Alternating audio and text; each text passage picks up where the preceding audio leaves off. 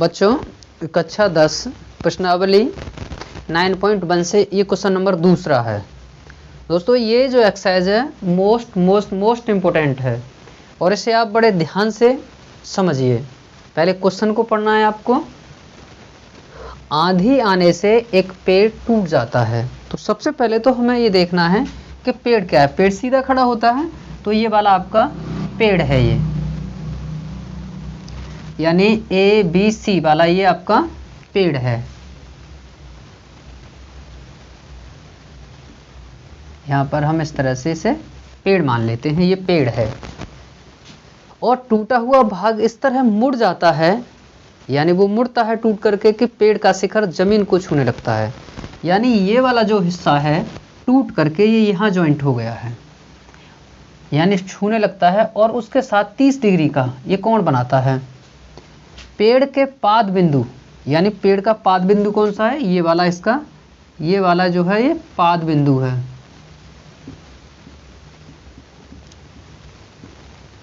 ये इसका पाद बिंदु है की दूरी जहां पेड़ का शिखर जमीन को छूता है 8 मीटर है, यानी ये क्या है? 8 मीटर है। तो पेड़ की ऊंचाई ज्ञात कीजिए। हमें पेड़ की ऊंचाई ज्ञात करनी है। तो सबसे पहले तो हम यहाँ पर सॉल्यूशन लिखते हैं और यहाँ लिखे हम, यानी आपका BC is equal to BD। देखो यहाँ से ये पेड़ टूटा है, ये वाला हिस्सा ही तो यहाँ पर टच है, तो ये जो BC है वही ये है BD, तो ये दोनों बराबर हैं। अब हमें एक चित्र और बना लेना चाहिए। यहाँ पर यहाँ बना लेते हैं छोटा सा।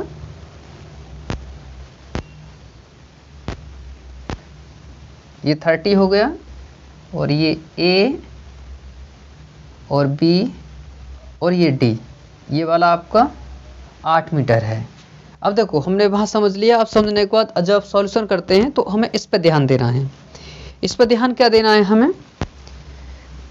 हमें ये AB साइड और ये वाली लेनी है हमें।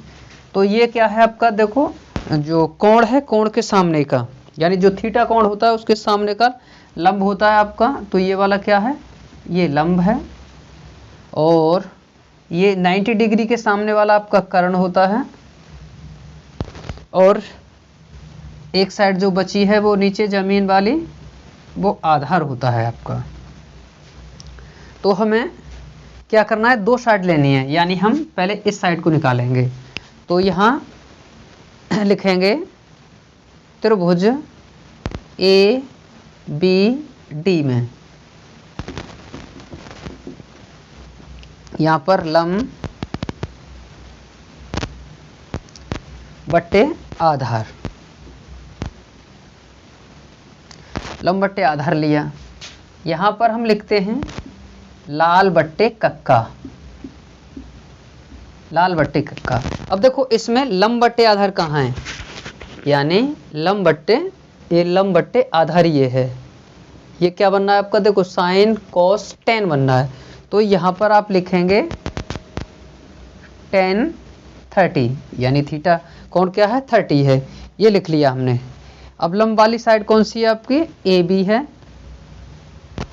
अपॉन आधार क्या है आपका? AD है। और ये tan 30। अब AB में तो कुछ दिया नहीं है हमें, तो AB रहेगा। AD कितना है आपका? 8। और ये tan 30, यानी tan 30 की वैल्यू कितनी है आपके? 1/√3 है। ये tan 30 की वैल्यू 1/√3 होता है। अब हम क्या करें? इसका क्रॉस मल्टीप्लाई करें। तो ये क्या हो जाएगा? √3 AB इज इक्वल टू 8 बन जा 8। ये हो गया इतना। उसके बाद यहाँ करते हैं AB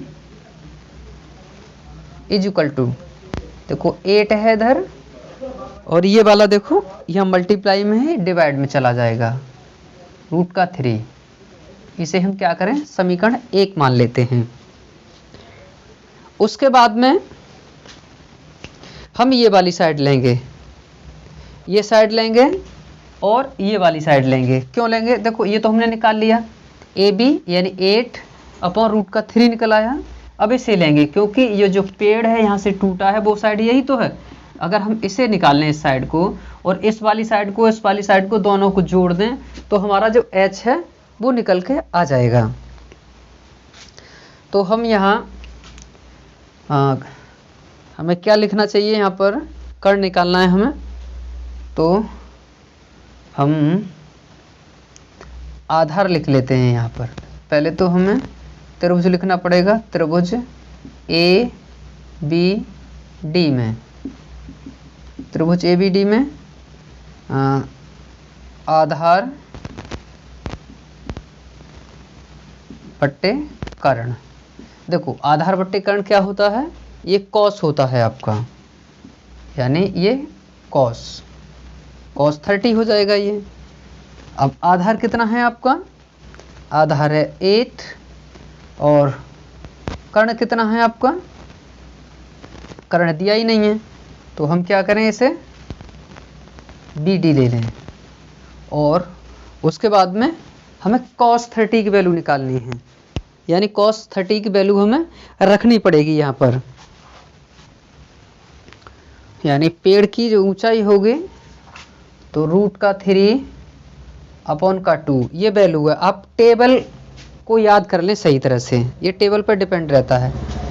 तो देखो क्रॉस मल्टीप्लाई कर लें यहाँ, तो यहाँ पर हो जाएगा √3 और ये बी डी इक्वल टू 8 2 जा 16 हो जाएगा, और ये बी डी इक्वल टू ये 16, और देखो ये मल्टीप्लाई में डिवाइड में पहुंच जाएगा, ये डिवाइड में हो गया।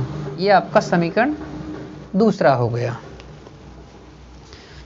दोस्तों अब आप इसका स्क्रीनशॉट ले सकते हो, क्योंकि हमें थोड़ा रफ करना पड़ेगा।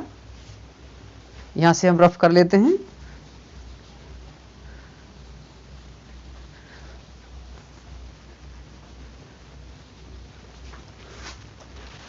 यहाँ लिखेंगे अतः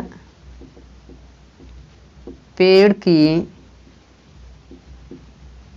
ऊंचाई, देखो पेड़ की ऊंचाई क्या है, h है, तो h क्या बनेगी आपकी, एक तो A B plus B D हो जाएगी। देखो यहाँ समझ लो, यानी ए बी और ये बी और डी, यानी ये ऊपर वाला भाग है यहाँ टूट के आ गया है, तो इसको और इसको जोड़ देंगे आ जाएगी। तो यहाँ हम h इक्वल टू, देखो ए बी कितना आया है हमारा, यहाँ ए बी आया है 8 और √3 प्लस बी डी कितना आया है हमारा 16/√3। तो यहाँ पर h इक्वल टू, देखो जब आपका जो डिनोमिनेटर होता है यानी जो हर समान हो, तो क्या करते हैं हम यहाँ पर √3 रखेंगे और इसे जोड़ देते हैं, 16 और 4 20 और 4 ये 24 हो जाएगा, ये 24 हो गया। अब हम क्या देखते हैं कि कभी भी नीचे जो आपका हर होता है उसे रूट में नहीं छोड़ते हैं, तो इसका क्या करेंगे, परमेयीकरण करेंगे। परमेयीकरण करते हैं तो क्या करते हैं, जो नीचे जो हर है आपका रूट वाली संख्या का, उसका हम ऊपर और नीचे गुणा कर देते हैं।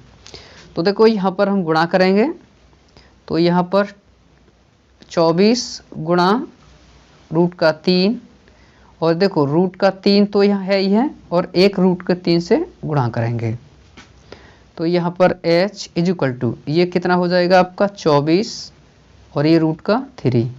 देखो यहाँ एक स्टेप और बढ़ा देते हैं, देखो 24 और √3 अपॉन में 3 त्रिका ये 9 हो जाएगा, ये 9 हो गया।